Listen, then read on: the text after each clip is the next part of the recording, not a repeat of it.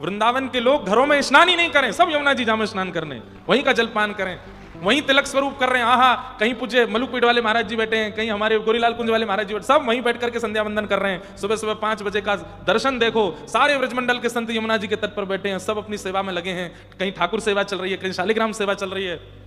पालकियों में प्रतिनिधि रूप में राधा रमन लाल जी के प्रतिनिधि चित्र आ रहे हैं, राधा वल्लभ जी के चित्र आ रहे हैं, राधा रमन जी के चित्र आ रहे हैं। और सुनो, हमने सुना है कि किसी काल में श्री जी बाबा श्रीनाथ जी का जल भी वृंदावन से ही जाता था, विश्राम घाट मथुरा से ही जाता था। यमुना जी का जल अब भी शायद जाता ही होगा, आज भी जाते हैं। पर जिस दिन पवित्र हो जाएंगी यमुना जी, कितना आनंद आवेगा। हमारे श्री जी बाबा भी नाथ द्वारा में बैठे बैठे दत्तुइयां दिखाएंगे, आनंदित हो जाएंगे। मेरी श्री जी, मेरी प्राण वल्लभा श्री यमुना जी कितनी पवित्र हो गई, कितनी सुंदर हो गई।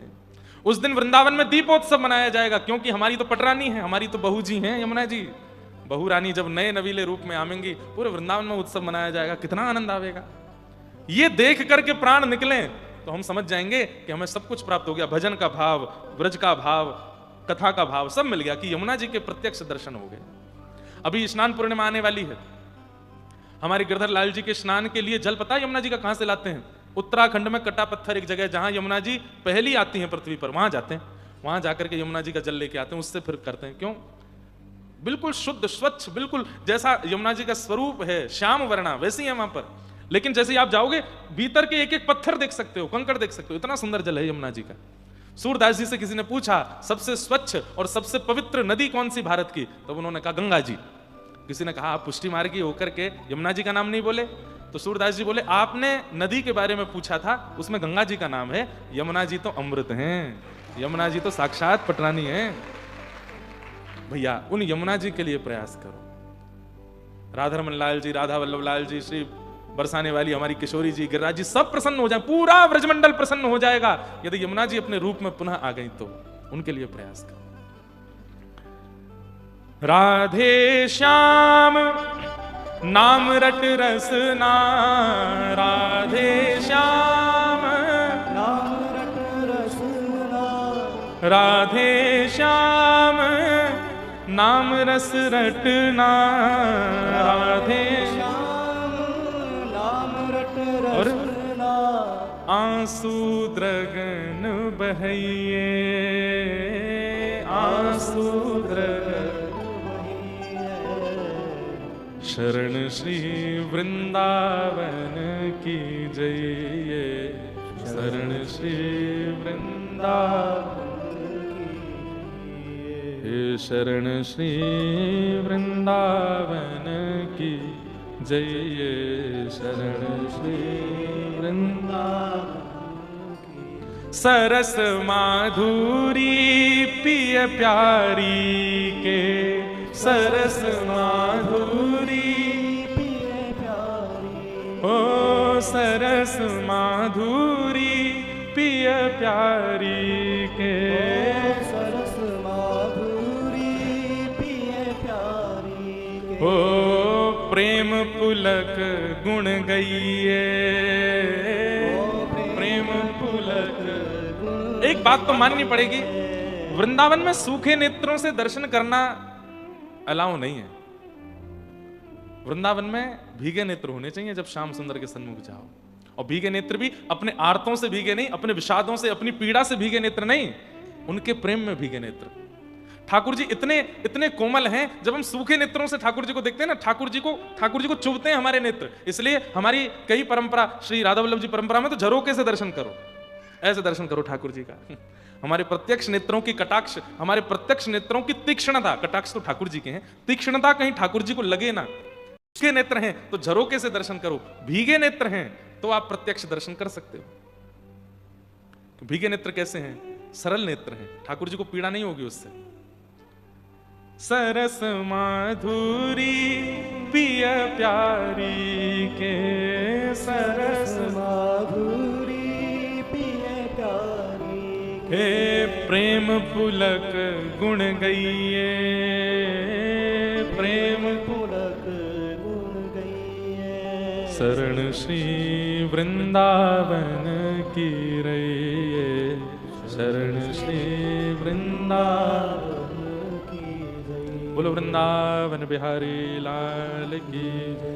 ऐसे श्री वृंदावन धाम है, ये प्राप्त है गए हो है, ये बहुत बड़ी कृपा है। इस वृंदावन धाम को खूब आनंद के साथ जिस भावना से, अब सरस माधुरी जी ये तो हमारे गिरधर लाल जी को ब्याहुला अभी सरस कुंज से ही तो भयो, तो सरस माधुरी जी जिनको ये पद है, ये हमारे लाल जी के पर ससुर जी लगे जिनका ये भाव है।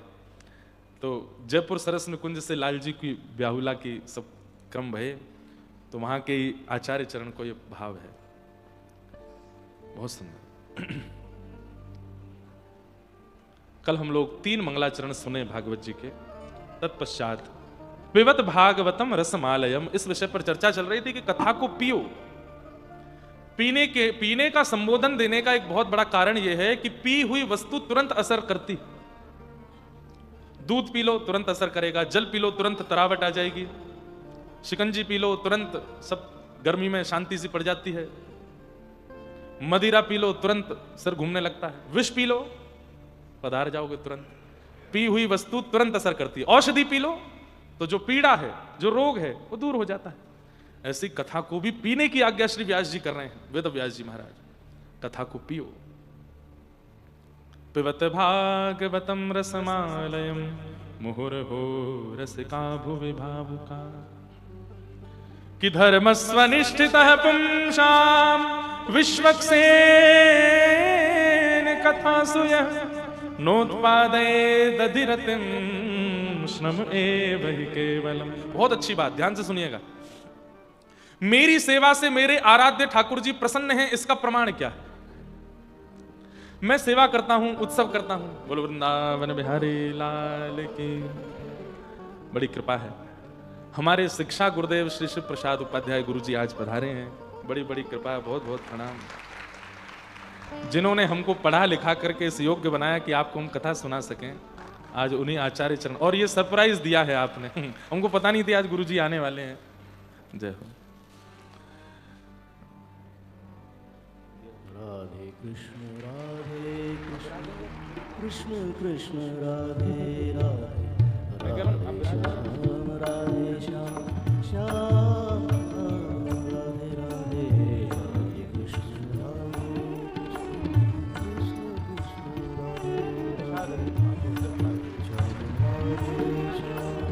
श्याम श्याम राधे राधे, राधे कृष्ण कृष्ण कृष्ण राधे राधे, राधे श्याम श्याम श्याम,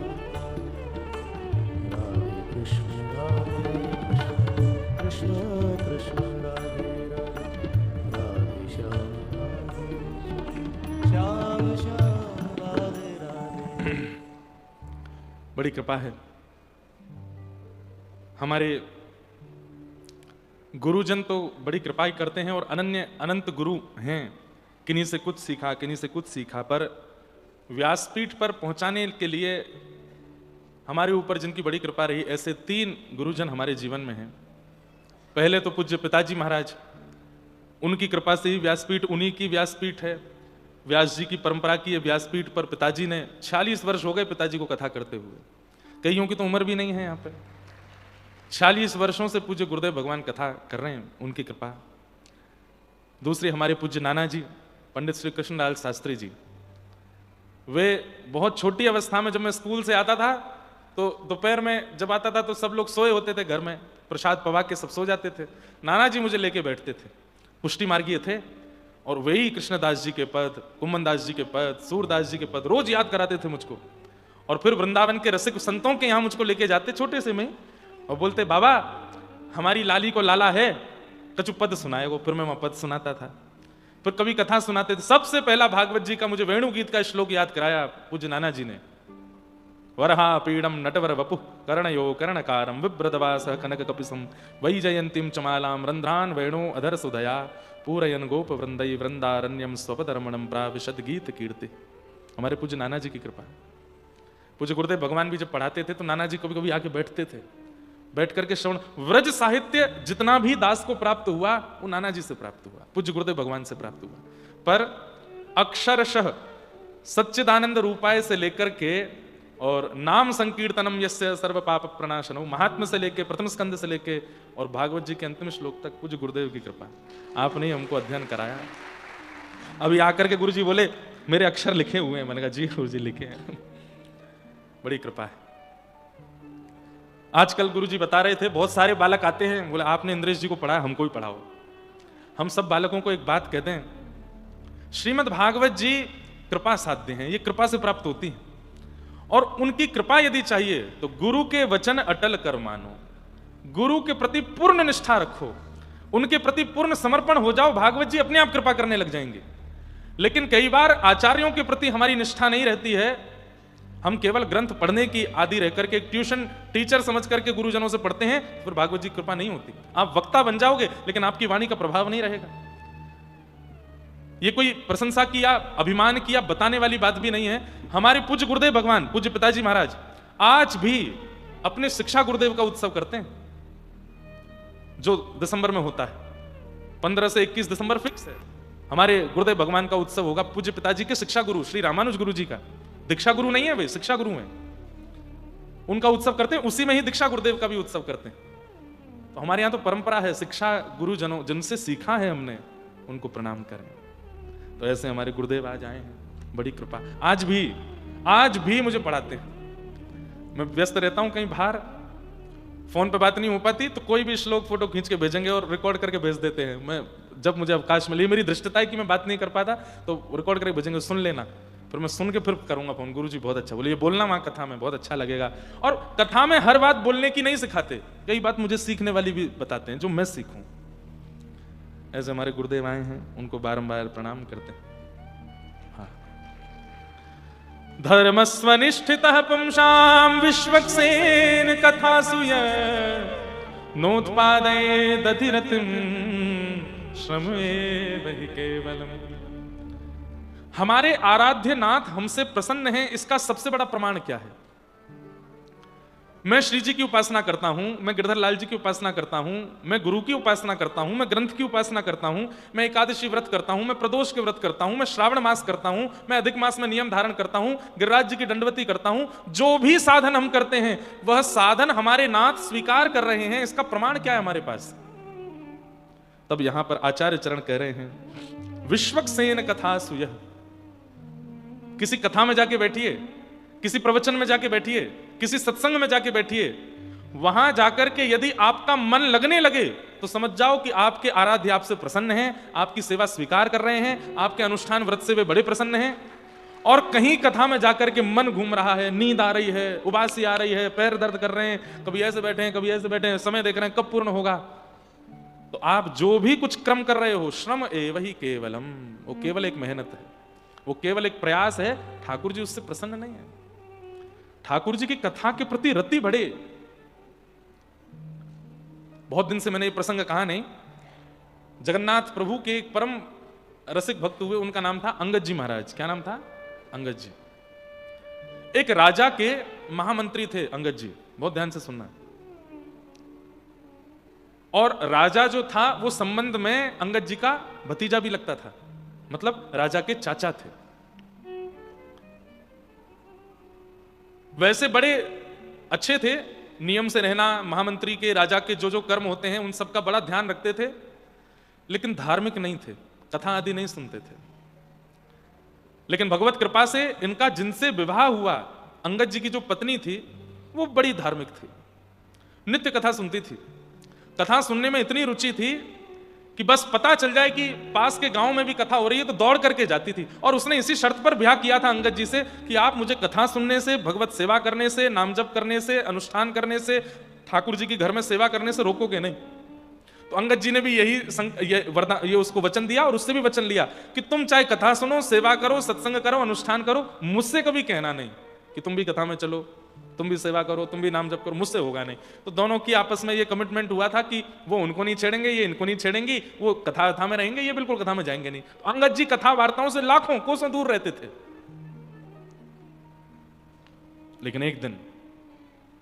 लेकिन प्रेम बहुत करते थे अपनी पत्नी से, बहुत प्रेम करते थे। पत्नी ने दीक्षा ले ली थी एक महाराज जी से, एकादशी का दिन था, तो महाराज जी का नियम था कि सब शिष्यों के यहाँ एकादशी के दिन सत्संग करने जाते थे। इस बार नंबर आया अंगद जी की पत्नी का। वो घबरा तो गई कि कहीं मेरे पति नाराज ना हो, लेकिन उसने सोचा कि इतने साल हो गए विवाह को, अब तो मान ही जाएंगे, और वैसे भी वो पूरे दिन राजभवन में रहते हैं, कोई दिक्कत नहीं, और थोड़े बहुत नाराज हुए भी तो मुझसे प्रेम इतना करते हैं, मना लूंगी मैं। महाराज जी अपने गुरुदेव को पूरी संगति के साथ में बुला लिया। गुरुदेव कथा करने लगे, सत्संग कीर्तन चल रहा था, उन्माद नृत्य कर रहे थे सब रसिक जन, और अंगद जी के घर में कथा चल रही थी। अंगद जी शाम को अपने राजभवन से लौट के आए, और जैसे ही देखा ताल बज रहे हैं, कांसे बज रहे हैं, कूद कूद करके रसिक जन नाच रहे हैं, बीच में पत्नी भी नृत्य कर रही है, कई सारे श्रोता भी अड़ोसी पड़ोसी भी आए हैं, आकर के आग बबूला हो गया। बंद करो ये सब, क्या कर रहे हो? ये कोई आश्रम है क्या? ये कोई आश्रम है? ये मेरा घर है, निकलो यहां से। वैसे तो संत जनों को अपमान का बोध होता नहीं, लेकिन इतने सारे वैष्णवों को एक साथ कोई आकर के डांट फटकारने लगे और कथा कीर्तन करने से रोके तो फिर सब सोचेंगे कि यहां से निकल के कहीं और करने में ही भलाई है। धीरे धीरे सब निकलने लगे, पत्नी रोकने लगी, मेरी बात तो सुनिए, आप ऐसे कैसे कह सकते हैं? बोले मेरा हाथ छोड़ो, ये घर है, क्या बना रखा है यहाँ पर? सब्जी मंडी की तरह सब लोग आ गए, उछल उछल करके नाच रहे गा रहे हैं, ये मेरा घर है, मेरी अनुमति के बिना कोई कैसे आ जाएगा यहाँ पर? निकलो सब बाहर। सब संत महात्मा साधु जितने भी थे सब चले गए। पत्नी बहुत रोई। थोड़ी देर बाद अंगद जी का क्रोध शांत हो गया तो पत्नी के पास गए, देवी तुम मेरी बात सुनो। पत्नी बोली बात नहीं, दूर रहिए मुझसे। और पत्नी ने कहा आपको आज तक कभी रोका नहीं टोका नहीं, ये भी नहीं बोल रही थी कि आज कथा है तो आप बैठो, आप जाके अपने कक्ष में बैठते। अरे अकेले आपका घर है, मेरा भी तो घर है, मैं भी तो गृह लक्ष्मी बनकर के आई हूं, मेरा अधिकार नहीं कि अपने घर में अपने गुरु को बुला के मैं सत्संग करा सकूं? अच्छा देवी अब तुम नाराज मत हो, मैंने तुमसे पहले ही कहा था तुम कुछ भी करना मुझको उसमें मत लेना, और घर में करोगी तो मुझे आना पड़ेगा। पत्नी ने कहा आप भजन नहीं करते, साधन नहीं करते, नाम जप नहीं करते, सेवा नहीं करते, फिर भी मैं आपके साथ रहती हूं, लेकिन आज आपने जो किया है इसके बाद मैं संग नहीं रह सकती। लेकिन क्या करूं, पतिव्रता नारी हूं, छोड़ करके भी नहीं जा सकती, इसलिए वचनबद्ध होती हूं अंतिम श्वास तक, प्राण निकलने तक, चाहे मेरा जीवन 50, 60, 70 वर्ष का क्यों ना बचा हो, ना आपको देखूंगी, ना अपना मुख आपको दिखाऊंगी, रहूंगी आपके संगी, पत्नी के जितने कर्म होते हैं वो सब करूंगी, लेकिन मुख नहीं दिखाऊंगी, और ना आपको देखूंगी आपने वैष्णव अपराध किया, मेरे गुरु का अपराध किया। और अंगद जी की पत्नी ने घूंघट कर लिया। 1.5-2 वर्ष हो गए अंगद जी अपनी पत्नी को देखे नहीं है, घूंघट में रहती है। अब तो अंगद जी की स्थिति ऐसी हो गई, इतने बेचारे विषाद में चले गए, अब घर आने का उनका मन भी नहीं करता, पत्नी बात नहीं करती है, बस थाली लगा के दे देती है, कपड़े धर देती है सुबह, बस सब क्रम करती है, ना वार्ता करती ना दिखती। अंगद जी दुखी हारे बेचारे एक दिन अपने राजभवन से आ रहे थे, उन्हीं महाराज जी की कथा चल रही थी बीच रास्ते में। तो अंगद जी ने मन में सोचा इस कथा ने मेरा पूरा घर उजाड़ दिया, लेकिन मेरी पत्नी मुझे त्यागने पर आतुर हो गई, कथा नहीं त्यागी उसने। ऐसा क्या है इस कथा में जो इतनी प्रिय लगती है? अपने घोड़े को कहीं बाहर बांध करके और अंगद जी भीतर जाकर के कथा में पीछे बैठे, और कथा का प्रसंग तो होते ही अद्भुत है। प्रसंग सुनते सुनते अंगद जी का इतना मन लगा, थोड़ी देर में सब उठ करके खड़े हो गए। तो अंगद जी ने पूछा आप लोग सब खड़े क्यों हो गए? बोले कथा विश्राम हो गई, आरती होगी। बोले कथा विश्राम हो गई? बोले हाँ, इतनी जल्दी क्यों? बोले अरे भैया तुम आके बैठे तब से अब तक 4.5 घंटे हो गए। अंगद जी बोले मुझे तो पता ही नहीं चला, 4.5 घंटे, कितना अच्छा लग रहा था, कितने बढ़िया प्रसंग, अब कब होगी ये कथा? बोले अब यहाँ की तो सप्ताह पूरी हो गई, कल से महाराज जी के पास के गांव में कथा है। अंगद जी ने सब पता ले लिया, बोले कल मैं आऊंगा। वापस घर गए, पत्नी से तो बात होती नहीं थी। अगले दिन फिर वो दूसरे गांव में पहुंचे, वहां जाकर के कथा। अब पीछे से धीमे धीमे गति उनकी आगे आने लगी, मध्य में आके बैठने लगे, इधर बैठने लगे। अब तो ये कि कथा से 4 घंटा पहले आ जाते हैं, सबसे आगे आके बैठते हैं अंगद जी और कथा सुनते हैं। अब तो स्थिति ये कि नेत्र बंद हो जाते हैं, अविरल अश्रुधार गिरती है नेत्रों से, और हाँ नाथ कहकर के रोते हैं कथा में अंगद जी। 1.5-2 वर्ष हो गए, पत्नी को नहीं पता है कि ये कथा में जाते हैं। एक दिन उन्हीं के ही शहर में कथा थी, अंगद जी राजभवन से आए, पत्नी घर से आई, दोनों बैठे हैं कथा में अलग अलग। और ऐसे ही एक कीर्तन प्रारंभ हुआ। अंगद जी उठ करके भाव आवेश में जब नृत्य करने लगे, धीरे धीरे सबकी नजर पड़ी कोई भाव में नृत्य कर रहा है। आगे बैठी उनकी पत्नी ध्यान से कथा सुन रही थी, पीछे मुड़ के देखा तो अंगद जी, और नेत्रों से अविरल अश्रुधार, और इतने भावावेश में नृत्य कर रहे हैं। पहले तो विश्वास नहीं हुआ, मेरे पतिदेव, ये अंगद जी महाराज है। थोड़ी आंख मीड़ करके और पास जाके बोली ये अंगद जी हैं। आज इतनी प्रसन्न हो गई, इतनी प्रसन्न हो गई। अच्छा, स्थिति देख करके पता चल रहा था कि एक बार में नहीं हो सकती है, हो सकता है मैं तो वर्षों से बात नहीं की, साल 1.5 साल से कथा सुनते होंगे। आज घर गई, घर जाकर के चौक पुराया, बाहर दीप जलाए हैं, बढ़िया सुंदर। अंगद जी महाराज थोड़ी बहुत देर में जब घर लौट के आए, द्वार पर खड़ी है पत्नी। अंगद जी ने आकर के स्वयं नीचे नजर कर ली और कहा, देवी मैं आ गया हूं, तुम घूंघट कर लो। अंगद जी की पत्नी बोली, घूंघट उससे किया था जो वैष्णव अपराधी था, पर अब पता चला है कि आप भगवत कथा से प्रेम करने लगे हैं, तो आपसे घूंघट करूंगी तो अपराध हो जाएगा। इसलिए नाथ, अब मेरे उस विषाद, मेरे उस विकार को अस्वीकार करें और मुझे स्वीकार करें। और चरणों में प्रणाम करके पत्नी ने वो नियम छोड़ दिया। लेकिन अंगद जी की स्थिति देख लो। अंगद जी आके क्या बोले, देवी लेकिन अब पहले जैसे तुम्हारे रूप को देखने की मेरी इच्छा नहीं बची। अब कथा सुनकर के नेत्र श्याम सुंदर को देखना चाहते हैं। अब तो केवल एक ही इच्छा है कि वो माधव देखे। पत्नी और प्रसन्न हो गई, बोले कि मैं ये सुनकर के मेरा नृत्य करने का मन होता है, आप कैसे बदल गए? बोले पता नहीं, अब मुझे पता चला कि कथा तुम क्यों सुनती थी। सुनो, अब सब हमारे बीच में रजामंदी हो गई है, मुझसे अपराध तो बनाई, हम आचार्य से निवेदन करें और वे हमारे घर में आके कथा सुनाएं। दोनों पति पत्नी गए और जाकर के आचार्य से निवेदन किया। सप्ताह कथा अंगद जी ने अपने घर पर कराई और पूरी कथा यजमानत्व में बैठ करके सुनते थे। यही प्रसंग पूरा नहीं हुआ, अंगद जी की चरित्र बहुत सुंदर है। फिर अंगद जी मंत्री थे, अपने राजा के बिहाफ पे युद्ध करने जाते थे। कई बार राजा नहीं जाते थे, मंत्री ही मुखिया बनकर के युद्ध में जाते। तो एक पास के किसी शहर में युद्ध हुआ, वहां युद्ध में वहां के राजा को परास्त करके, और युद्ध में ऐसा होता था कि राजा को परास्त करके उसका सारा धन साम्राज्य लेकर के अपने यहां आते हैं। तो अंगद जी महाराज जब उसका सारा धन लेकर के आने लगे, तो उसी धन में एक बहुत सुंदर मणि थी। उस मणि को देख करके पता नहीं क्यों अंगद जी के मन में आया कि मैंने आज तक किसी मंदिर में जाके दर्शन नहीं किए, और मेरा और पत्नी का आपस में भाव हुआ है कि हम कुछ दिन बाद पहली बार जगन्नाथ जी का दर्शन करने जाएंगे, तो ये मणि मैं रख लेता हूं। वैसे भी राजा कुछ ना कुछ उपहार देंगे मुझे, तो मैं ये मणि रख लेता हूं, ये मणि मैं जगन्नाथ जी को अर्पित करूंगा। उस मणि को उन्होंने अपने पाग में रखा। राजा को पता चला, राजा को किसी ने जाकर के खबर दी कि अंगद जी ने एक मणि को अपनी पाग में रख लिया। यहां अंगद जी की स्थिति बनी जगन्नाथपुरी जाने की, तो राजा ने बीच रास्ते में सैनिकों को भेज करके उनको बंदी बनवाया। बोले आपकी पाग खोल के दिखाइए। अंगद जी पत्नी की ओर देखे, बोले मैंने चोरी नहीं की है, मैं आकर के राजा को सब बताने वाला था।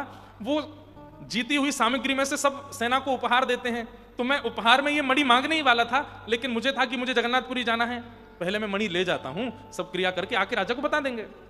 बोले ये सब तुम्हारी बनावटी बातें हैं, हमें पता है तुमने मणि की चोरी की है, मणि दिखाओ। अंगद जी ने मणि निकाली। बोले मणि हमें दे दो। बोले अब इस मणि पर जगन्नाथ जी का नाम अंकित हो गया है, ये उन्हीं के लिए है, मैं आपको नहीं दे सकता। सैनिकों ने कहा तुम्हारा सर धड़ से अलग कर देंगे, मणि दो। बोले सर धड़ से अलग कर देना, एक बार जगन्नाथ जी को दिखाऊं, उसके बाद जो चाहे करना, पर ये मणि तो जगन्नाथ जी के पास ही जाएगी। सैनिकों ने जब बहुत हट किया, तो पास में एक सरोवर था, उस सरोवर में मणि को फेंक दिया। और अंगद जी महाराज भुजा उठा के बोले मैंने कथा में सुना है नाथ कि आपकी भुजाएं बहुत आवान उलंबित हैं, आप लंबी भुजाओं वाले हैं। मेरी वस्तु आप तक पहुंचाने में मुझे चल के आना पड़ेगा, पर मेरी वस्तु को स्वीकार करने के लिए आप तो कहीं भी आ सकते हैं। कर्मा की खिचड़ी खाने आप राजस्थान पहुंच जाते थे, तो मेरी मणि लेने के लिए इस जलाशय में आ जाइए नाथ, ये मणि मैं यहीं संकेत करता हूं, क्योंकि मैं शरीर से आपके पास नहीं पहुंच पाऊंगा। मणि को खोजने के लिए सब लोग कुंड में कूद गए, पूरा जल सुखवा दिया कुंड का, लेकिन मणि नहीं मिली। राजा ने पूछा अंगद जी मणि कहां है? बोले कि जिनकी थी उनके पास चली गई। बोले इनकी हथकड़ी लगाओ, बेड़ियां लगाओ, इनको लेके चलो जगन्नाथपुरी, और महाप्रभु जी के पास यदि वो मणि नहीं मिली तो इनका सर धड़ से अलग करेंगे। पहली बार जगन्नाथ दर्शन करने के लिए अंगद जी गए, हाथों में हथकड़ियां, पैरों में बेड़ियां, और सैनिक नंगी तलवार लेकर के चल रहे हैं।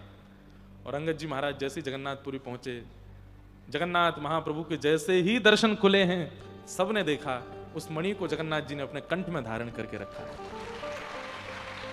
अंगद जी के नेत्र सजल हो गए। आज भी वो मणि जगन्नाथ जी कंठ में या शीश पर कहीं धारण करते हैं, आज भी।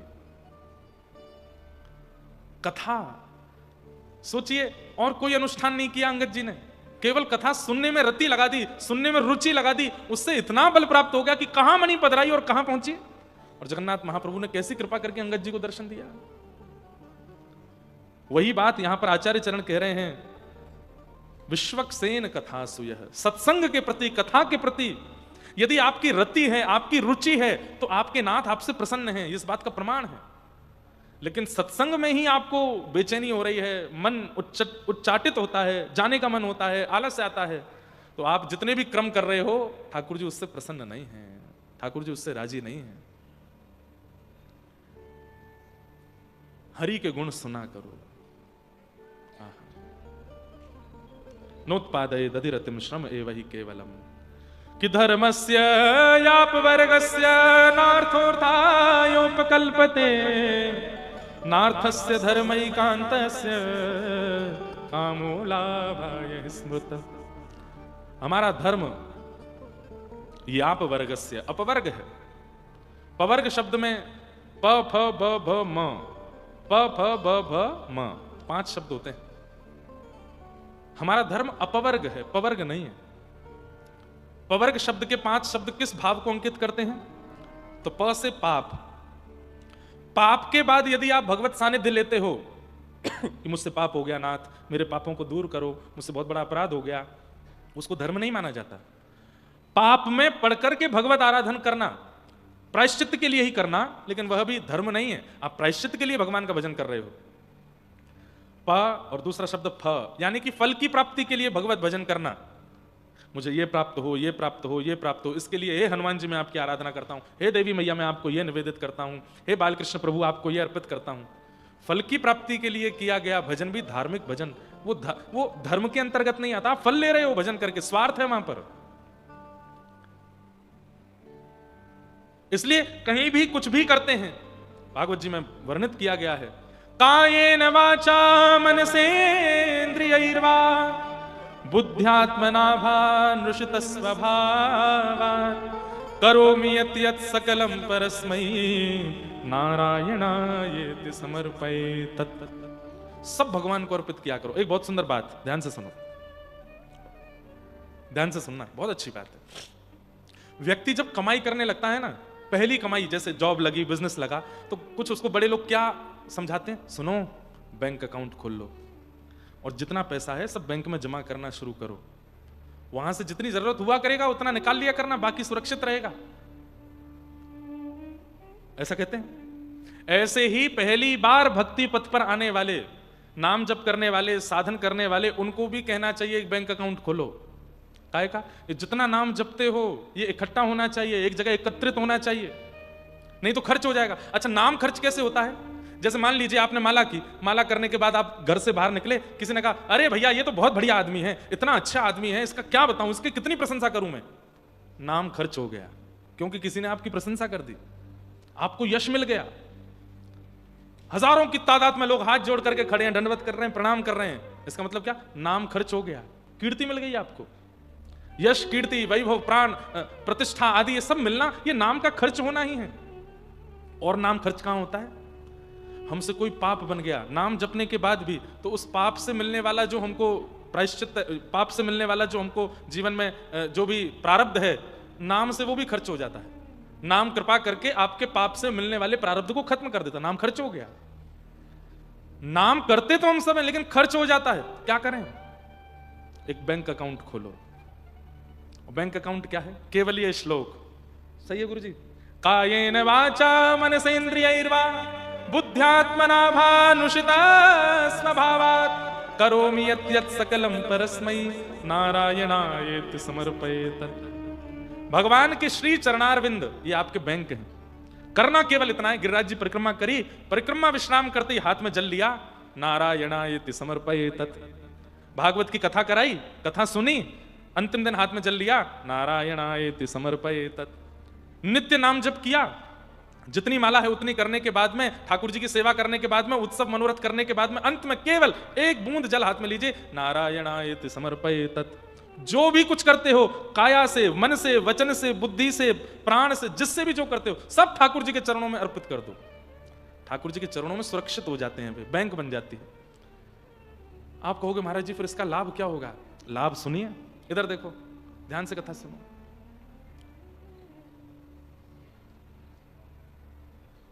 इधर देखो, यहां देखो, कथा श्रवण करो। क्या बता रहा था मैं? हैं? हाँ, उससे लाभ क्या हुआ? अंतिम समय पास आया, अंतिम समय समीप आया, और तभी इस जन्म के पाप नहीं, हमारे किसी जन्म के पाप के कारण हमको नरक जाना पड़ेगा, क्योंकि पाप तो किसी भी जन्म का भी हो सकता है, और इस जन्म में भी कोई अज्ञात रूप से बन गया, और बनते ही हैं ना, बहुत पवित्र मत समझो अपने आप को, हर दिन कोई पाप बनता है हमसे, और उस पाप के कारण हमको नरक जाना पड़े, तो अभी हम क्या करेंगे? हे नारायण प्रभु, आपके चरणार बिंदों में जीवन भर का जितना भी भजन बल, जितना भी तप बल, जितना भी सेवा बल आप हमने अर्पित किया है, उसकी कृपा कीजिए। सोई ठाकुर जी के दूत प्रकट हो जाएंगे, यम दूतों को रोक देंगे, बोले इसको नहीं ले जा सकते। बोले क्यों? खाता खुला है इसका, ठाकुर जी के चरणों में खाता खुला है, और वहां इतना नाम, इतने मनोरथ, इतनी परिक्रमा, उन सबका फल इसके पास रखा है। उस फल के प्रभाव से इसको ठाकुर जी की गोद में जाना है, आप इसको लेके नहीं जा सकते, ये ठाकुर जी के पास जाएगा। और मान लीजिए इतना जप नहीं कि ठाकुर जी की गोद में जाना है, तो कम से कम इतना तो फल मिल ही सकता है उस नाम के प्रभाव से कि आप इसको नरक नहीं ले जा सकते, इसका पुनर्जन्म होगा। अब की बार ये ब्रजवासी बन के आएगा, व्रज में जन्म लेगा, और व्रज में जन्म लेकर के फिर भगवत प्राप्ति करेगा। और कहीं हमारा नाम जप इतना हुआ, ना तो यमदूत आएंगे ना विष्णुदूत आएंगे, दोनों प्रिया लाल युगल किशोर प्रकट हो जाएंगे उस नाम के प्रभाव से, लेकर के जाएंगे। इकट्ठा कीजिए, खर्च मत करने दीजिए, खर्च हो जाता है। इसलिए हमारा धर्म अपवर्ग है, पवर्ग नहीं। पाप के बाद किया गया भजन धार्मिक नहीं है, फल की प्राप्ति से किया गया भजन। अब फल की प्राप्ति से जैसे करते हैं, फल कैसे मिलेगा? जितना नाम किया होगा उसी के बल पे फल मिलेगा, खर्च हो गया वो। आपने कहा हे ठाकुर जी एक पुत्र हमारे घर में हो जाए, तो आपने जीवन भर में जितनी बार भगवान नाम लिया है वो सब भगवान नाम खर्च होगा, उसके बदले पुत्र मिलेगा या कोई भी उपलब्धि मिलेगी। खर्च नहीं करना है उसको। आहा, बाईसा कहती है, चाकर रहे सू बाग लगा सू, नित उठ दर्शन पासू, हे वृंदावन री कुंज गलिन में, हरि की लीला गासू, श्याम मन चाकर राखो जो, श्याम मन चाकर राखो, हरि जी माने चाकर राखो जो, हरि जी माने चाकर राखो जी। हे थारी चाकरी में चूक कोनी, राखू मारा सावरिया, राखू मारा सावरिया, चाकर राखो जी, हरि जी माने चाकर राखो, हे गिरधारी माने चाकर राखो जी, गिरधारी माने चाकर राखो, गाओ। हे थारी चाकरी में चूक कोनी, राखू मारा सावरिया, राखू मारा सावरिया, चाकर राखो जी, हरि जी मने चाकर राखो। हे चाकर रहसू बाग लगासू, नित उठ दर्शन पासू,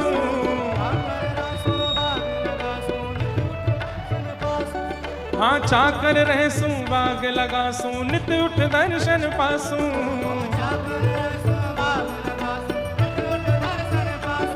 हे वृंदावन री कुंज गलिन में, हरि री लीला गासू,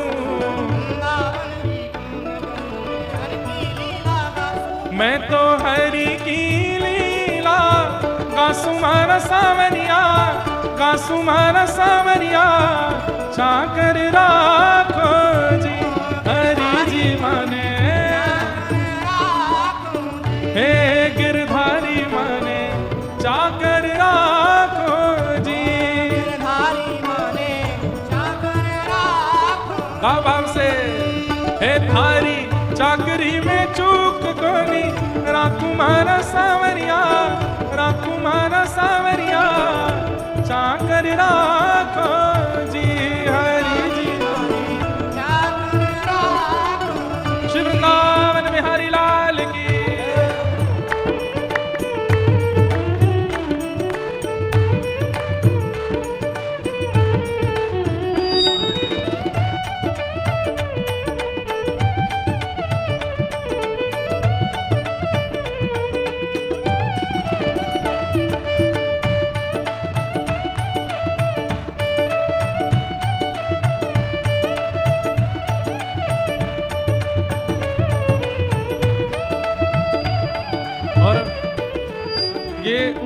ये पंक्ति समझनी है आपको। क्या? चाकरी में दर्शन पाऊं, सुमिरन पाऊं खर्ची, चाकरी में दर्शन पाऊं, सुमिरन पाऊं खर्ची, चाकरी में दर्शन पाऊं, सुमिरन पाऊं खर्ची, चाकरी में दर्शन पाऊं, सुमिरन पाऊं खर्ची, बेभाव भगत जागीरी पाऊं, तीनों बाता सरसी, भाव भगत जागीरी पाऊं, तीनों बातों सरसी, हे भाव भगत जागीरी पाऊं, तीनों बाता सरसी। भाव जागीरी पाऊं, तीनों बातों सरसी। समझ में नहीं आया तो समझो। चाकरी क्या कर रही है मीरा भाई? चाकरी में दर्शन पाऊं, पहला काम आपको देखना, ये मेरी चाकरी है, मेरी नौकरी है। दूसरा, सुमिरन पाऊं खर्ची, जैसे हम किसी को खर्चा देते हैं, खर्चा पानी देते हैं, तो आपसे मुझे खर्चा क्या मिलता है? चाकरी करने पर कुछ तो मिलेगा, जगत मजूरी देते हैं, क्यों राखे भगवान? तो आपका सुमिरन करना, ये आपके दर्शन किए बिना, मंदिर आए बिना भी आपका चिंतन करना, ये मेरी खर्ची है। 24 घंटा इस खर्चे को मैं करती रहती हूँ। भाव भगति जागीरी पाऊं, भाव में रहना, भक्ति में रहना, भाव प्रकट करना, पद लिखना, ये मेरी जागीरी है।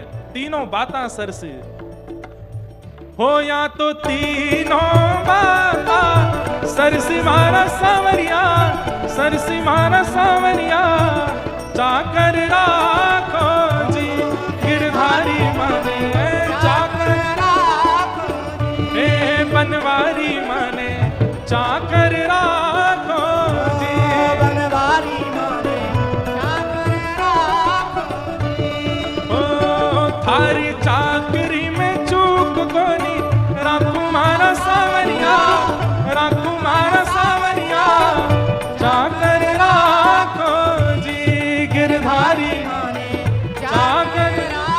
श्री राधा रमण लाल की।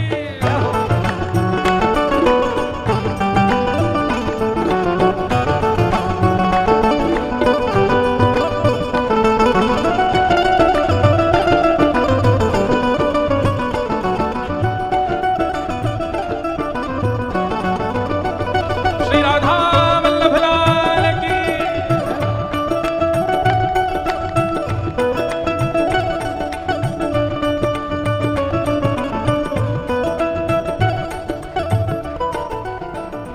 हे मोर मुकुट वे जंती माला, मोर मुकुट पीतांबर सोहे गल वे जंती माला, मोर मुकुट पी, अमर सोहे गल में जंती माला, मोर मुकुट पीतांबर सोहे गल वे जंती माला, मोर मुकुट पीतांबर सोहे गल में जंती माला, अरे वृंदावन में धेनु चरावे मोहन मुरली वाला, वृंदावन में धेनु चरावे, मोहन मुरली वाला, हाँ हाँ वृंदावन में धेनु चरावे मोहन मुरली वाला, वृंदावन में धेनु चरावे मोहन मुरली वाला, ये तो मोहन मुरली वाला मारा सावरिया, वाला मारा सावरिया, चाकर राखो जी गिरधारी माने, चाकर राखो जी, हे बनवारी माने, चाकर राखो जी।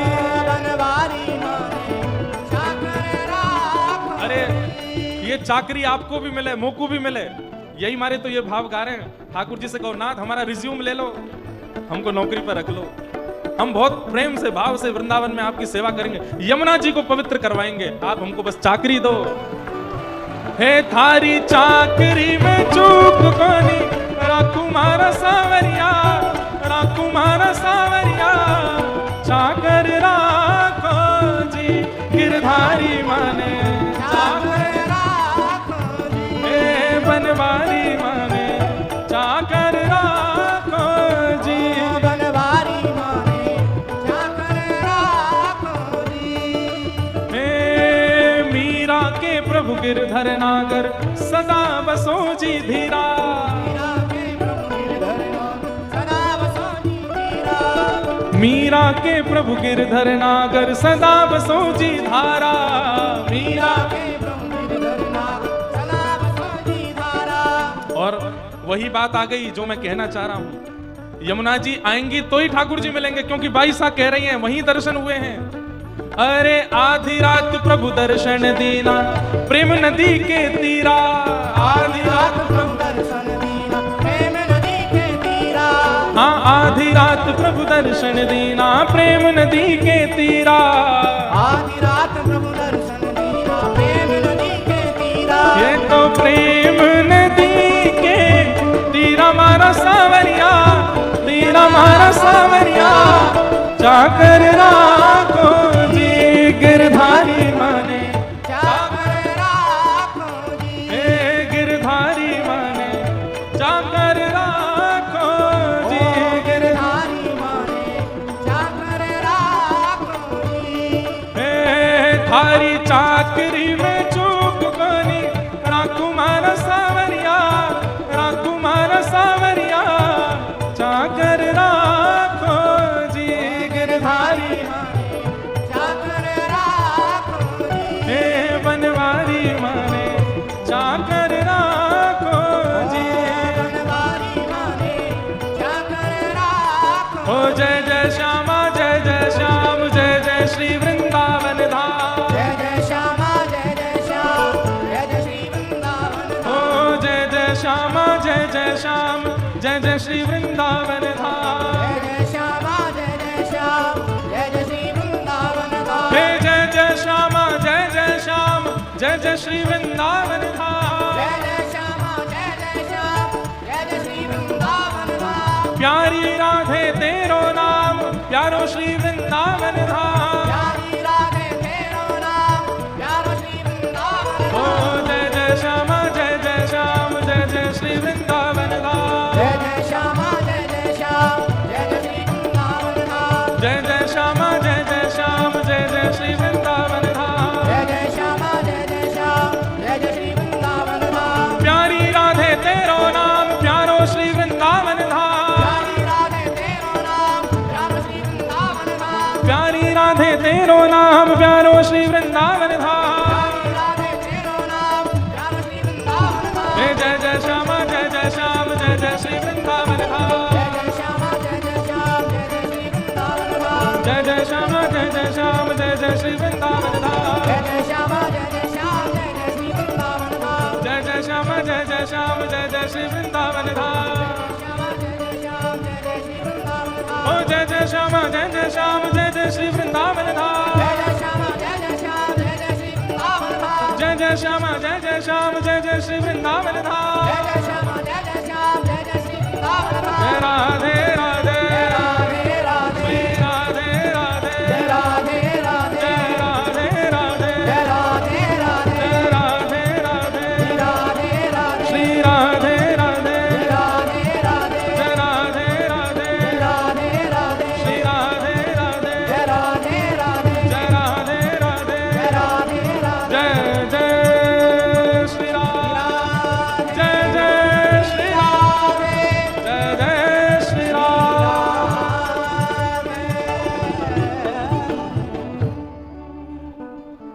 हे थारी चाकरी में चूक कोनी राखू मारा सावरिया, राखू मारा सावरिया, चाकर राखो जी गिरधारी माने। चाकर राखो जी। बैठ जाओ। जोगी आया जोग करण को, तप करने सन्यासी। जोगी आया जोग करण को, करने सन्यासी। जोगी आया जोग करण को, तप करने सन्यासी। जोगी आया जोग करण को, तप करने सन्यासी। हरि भजन को साधु आया वृंदावन के वासी। हरि भजन को साधु आया वृंदावन के वासी। हे हरि भजन को प्रेमी आया वृंदावन के वासी। हरि भजन को प्रेमी आया वृंदावन के वासी। ये तो वृंदावन के वासी मारा सांवरिया, वासी मारा सांवरिया, चाकर राखो जी गिरधारी वाले चाकर। भैया जो ब्रज में जन्मे हैं उनकी बात अलग है, लेकिन जो ब्रजवास कर रहे हैं उनको कोई ना कोई चाकरी तो व्रज की करनी चाहिए। अरे 1 दिन 2 दिन 4 दिन 10 दिन 15 दिन साल भर जीवन भर के लिए भी अगर ब्रजमंडल आए हैं तो कोई चाकरी करके जाएं, कोई यहाँ कछु करके जाएं। हमारे पंडित श्री गया प्रसाद जी महाराज तो ब्रजवासी थे, फिर भी गिरिराज जी में पड़े पड़े सोनी सेवा करते थे। पूरी गिरिराज जी की परिक्रमा सोनी करते हुए करते थे, बिना चाकरी के ब्रज में नहीं रहे। वृंदावन के राजा दोनों श्याम राधिका रानी, वृंदावन के राजा दोनों श्याम राधिका रानी। 4 पदार्थ करत मजूरी, मुक्ति भरे तहाँ पानी। ओ 4 पदार्थ करत मजूरी, मुक्ति भरे तहाँ पानी। और करम धर्म जहाँ बटत जेवरी, घर छाए ब्रह्मा से ज्ञानी। करब धर्म तहाँ बटत जेवरी, घर छाए ब्रह्मा से ज्ञान। योगी जति तपी सन्यासी, महिमा तिन्हु न जानी। जोगी जति तपी सन्यासी, महिमा तिन्हु न जानी। कितनी सुंदर बात है। वृंदावन के राजा दोनों श्याम राधिका रानी। 4 पदार्थ करत मजूरी। 4 पदार्थ कौन कौन से? 4 पदार्थ धर्म, जिसे भगवत प्राप्ति का एक साधन माना जाता है। धर्म, अर्थ, काम और मोक्ष, ये 4 पदार्थ हैं। 4 पदार्थ करत मजूरी। वृंदावन में मजदूरी करते हैं, धर्म अर्थ काम मोक्ष। मुक्ति कहे गोपाल सो मेरी मुक्ति बताओ। ठाकुर जी बोले ब्रजमंडल चली जा, व्रज रज उड़ मस्तक पड़े, मुक्ति मुक्त हो जाए। मतलब 4 पदार्थ यहां मजदूरी कर रहे हैं। और मुक्ति भरे तहां पानी। कर्म धर्म जहां बटत जेवरी। जेवरी को मतलब कहा है, अब जेवरी कैसे समझा मैं ब्रजभाषा में? यहां बैठ करके कछु, अभी मजदूरी कोई स्वरूप है, रस्सी बना रहे हैं बटत जेवरी हैं। जेवरी मतलब वैसे तो अब बत्ती बना रहे हैं, यूं समझ लो, बत्ती बना रहे हैं या रस्सी बना रहे हैं, कछु कर रहे हैं। बटत जेवरी। और घर छाए ब्रह्मा से ज्ञानी। घर कौन बना में? बोले ब्रह्मा जैसे ज्ञानी। यहां पे ब्रजवासी के घर बना में। योगी जति तपी सन्यासी, महिमा तिन्हु न जानी। कुल मिला के बात यह है कि वृंदावन में 2 की ही चलेगी, प्रिया प्रियतम की। अपनी चलावे वारो यहां कोई आयो तो कंस ने चलाई अपनी, यहां पे आए के कहा कि ठाकुर जी ने सबको पता है, यहां अपनी अपनी मत चलाओ, प्रिया प्रियतम की रजा में राजी रहो। व्रज में रहवे वारिन को तो कोई ना कोई मजदूरी करनी ही चाहिए। ठाकुर जी के ही आश्रम में रह करके कोई ना कोई चाकरी करनी चाहिए। तो वही बात यहां पर समझा रहे हैं। पाप के बाद किया गया भजन उत्तम नहीं, फल की प्राप्ति से किया गया भजन उत्तम नहीं। प फ और फिर आता ब। बंधन युक्त होकर के किया गया भजन उत्तम नहीं। मुक्त होइए तब भजन करो। प फ ब भ, भय से किया गया भजन वह भी उत्तम नहीं। और मृत्यु के समीप आने पर मृत्यु के भय से किया गया भजन वह भी उत्तम नहीं। जीवन भर तो निकाल दिया उल्टे सीधे कामों में, जब मृत्यु समीप आने लगी तो भजन करने लगे, वृंदावन जाने लगे, कथाएं सुनने लगे, नहीं, ये उत्तम नहीं। प फ ब भ म, धर्मस्य याप वर्गस्य, अपवर्ग है धर्म। इस प्रकार श्री सूत जी महाराज अनेक भावों का यहां पर प्रतिपादन करते हैं। तत्पश्चात भगवान के अवतारों का वर्णन करते हैं। अवतारा ये संख्या, भगवान के असंख्य अवतार हैं। कितने अवतार हैं? कहीं 10 हैं, कहीं 24 हैं, लेकिन हरि अनंत हैं। हरि के अवतार भी अनंत हैं।